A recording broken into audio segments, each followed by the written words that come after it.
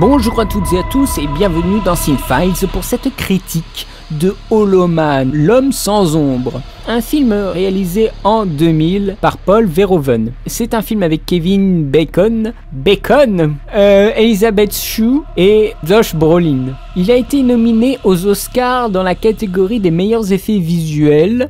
Il a été réalisé avec 95 millions de dollars, il en a rapporté 190. Il dure 2 heures et qu'est-ce qui se passe dans ce film? C'est un scientifique qui trouve la formule pour devenir invisible, mais il va sombrer dans la paranoïa, la folie et va finir par tuer. Alors ce film a été très critiqué pour son scénario, mais il a eu un succès d'estime pour ses effets spéciaux. Pour moi, c'est un film sur la paranoïa. Il est sulfureux, torride, mais pas trop. On joue sur les instincts des êtres humains, comme ce que montrait déjà Paul Verhoeven. Quand je parle d'instinct, on commence au début du film avec des gorilles, justement. On est dans la lignée de ce que le réalisateur avait déjà fait, c'est-à-dire violent, très sexuel. D'autant plus troublant ici que on a affaire à un homme invisible. C'est pervers, terriblement pervers.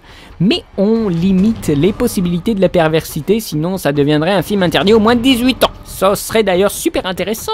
Un film à 100 millions de dollars interdit aux moins de 18 ans. Ça serait incroyable, ce serait même génial. Quelles seraient les limites de ce qu'on pourrait présenter? Ça, ce serait formidable en étant un homme invisible. Mais ici, c'est du Paul Verhoeven gentil.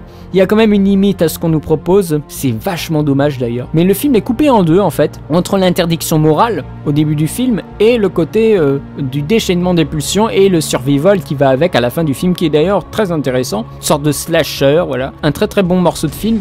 Alors les personnages, ils ont une psychologie très simple. Il y a des raccourcis émotionnels assez évidents. En fait, chaque personnage a une utilité, ils véhiculent une idée et sous la pression, ils vont révéler leur véritable caractère, on va dire, leur caractère profond.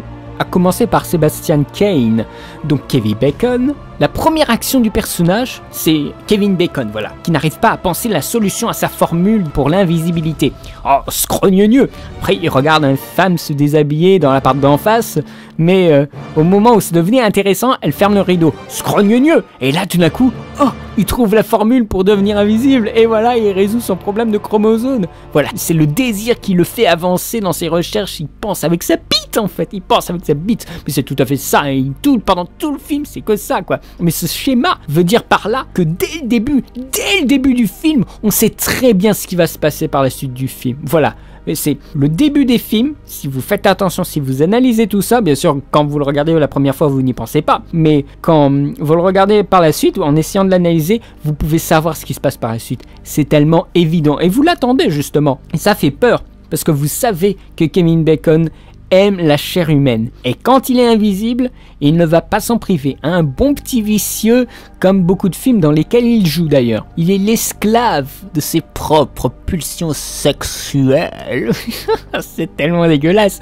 Non mais c'est un peu ça aussi. Il doit être fier de son cul, parce que dans presque tous les films dans lesquels il joue, il y a un plan qui montre son cul. C'est incroyable. C'est quand même un truc de fou, hein. Ça doit être un machin sur son contrat. Ah non mais désolé, moi il me faut mon plan cul. Mais dans ce film on n'y échappe pas. Je vous dis pas à quel moment, mais on n'y échappe pas. Au début il se retient en s'enfermant dans le labo, mais finalement il trompe la surveillance pour sortir. Et on aurait peut-être souhaité une confrontation entre le héros et la société plus marquée. Mais finalement c'est pas le cas. Alors, les autres actrices et acteurs ils sont là, mais c'est pour mettre davantage en valeur les travers de Sebastian. Kevin Bacon est absent et pourtant il est tellement présent. Voilà, là c'est le charisme de l'acteur qui écrase les autres. On n'y peut rien, c'est comme ça, mais c'est pas plus mal pour autant. Au niveau de la réalisation, c'est très sympa. Les mouvements sont très fluides, c'est d'ailleurs une très bonne idée. Ça fait un peu un aspect fantomatique. Je pense que ça a été fait avec du Steadicam, c'est une bonne idée. C'est vraiment, les mouvements de caméra sont bien. C'est pas de la caméra à l'épaule, ça c'est sûr. On joue énormément sur la notion de regard, de pulsion scopique, c'est-à-dire l'envie de regarder. Avec beaucoup de reflets et de non-reflets avec la personne qui est invisible. Il y a beaucoup de plans subjectifs. Il y a une mise en place de la paranoïa avec un huis clos en sous-sol et une traque à la fin avec un suspense. C'est pas mal, je trouve c'est un peu bizarre la façon dont c'est filmé, mais c'est une bonne idée. On sent qu'il y a une volonté de réalisation derrière, c'est clair. C'est très organique. Contre l'aspect froid, propre et vide du laboratoire, on joue sur cette opposition tout le temps. C'est très freudien en fait. Le ça et le surmoi, bien sûr le ça étant la pulsion, le moi étant l'être humain qui hésite entre la pulsion et le refus de cette pulsion, le surmoi. Il y a des choses qu'on ne pense pas quand on est invisible mais qui sont très bien faites dans ce film, c'est-à-dire la lumière. Puisque notre corps est invisible, et nos paupières le sont aussi. Et quand on se prend une lumière en pleine gueule, ça fait beaucoup de mal quoi. Donc on ne ferme plus les yeux, on ne dort pas. Et donc on devient complètement nerveux, parce qu'on ne peut pas dormir, tout simplement. C'est insupportable. Il y a une folie, il y a un désir par rapport à l'isolement et bien sûr par rapport au déchaînement sexuel qui attend hors du laboratoire. Et cela est allié avec des effets spéciaux qui sont pour l'époque 2000 assez bluffants. Maintenant ça a un petit peu vieilli, particulièrement les couleurs et les textures, mais il y a encore des interactions qui sont vraiment très fortes avec les autres, avec le décor, les objets, les textures, mais ici plus que jamais, bien plus que jamais que tous les autres films sur la main invisible. C'est une prouesse technique pour montrer jusqu'où on peut aller, et c'est là qu'on peut ressentir que c'est un film technique plus qu'autre chose, une vitrine d'effets, une démonstration technique. Et c'est une démonstration avec l'eau, des liquides, le feu, l'organique avec la transformation, le cuir du fauteuil qui se regonfle, enfin des détails mais des trucs de fou, l'eau sur le visage qui retombe, voilà des effets numériques à gogo, mais qui devient avec le temps obsolète. Plus il y a d'effets spéciaux dans les films, plus ils vont devenir obsolètes. Et ça, c'est un bien dommage. Ce qui était bon un temps ne l'est plus par la suite. Et les effets spéciaux à l'époque bluffants, et bien maintenant, ils sont assez déplacés. Et ça fait chier, quoi, parce que le film est bien, mais les effets spéciaux ne suivent plus. Mais ils sont encore de très bonne facture. Et pour certaines choses, on est encore bien bluffé.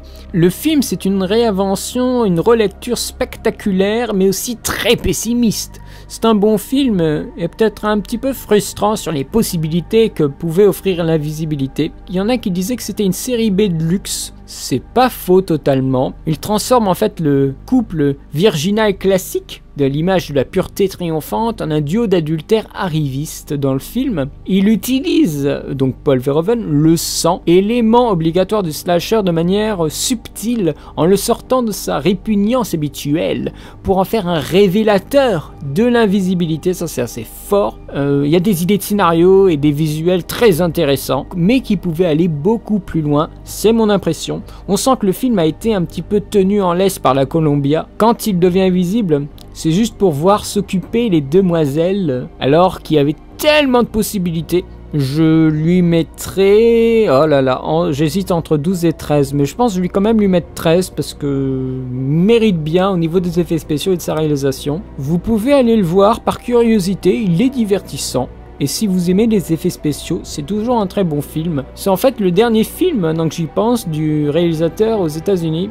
Après, il a fait Black Book en Allemagne, je crois. Mais c'était sous la pression des studios. Comme la pression de la souris au début du film, la pression des studios était trop grande. Et avec on va dire pas l'échec, mais le semi-succès du film, il en avait peut-être marre, quoi. Donc il s'est barré et il nous a laissé ça comme son dernier film américain. Un film bien pessimiste.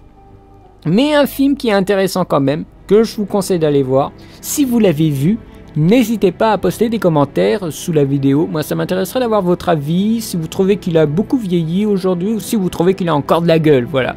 Il n'est pas très connu, il y a beaucoup de gens qui le méprisent parce qu'ils trouvent que ça fait ce film B et tout ça, mais ce qu'ils savent seulement, c'est que c'est un film B, puisqu'aujourd'hui, il y a un abus de langage total. Voilà, donc, quant à moi, eh bien, je vous remercie d'avoir vu cette vidéo, je vous remercie de me suivre, vous êtes un peu plus nombreux chaque jour, ça me fait très plaisir, et quant à moi, eh bien, je vous donne rendez-vous bientôt pour une nouvelle vidéo. Allez, salut!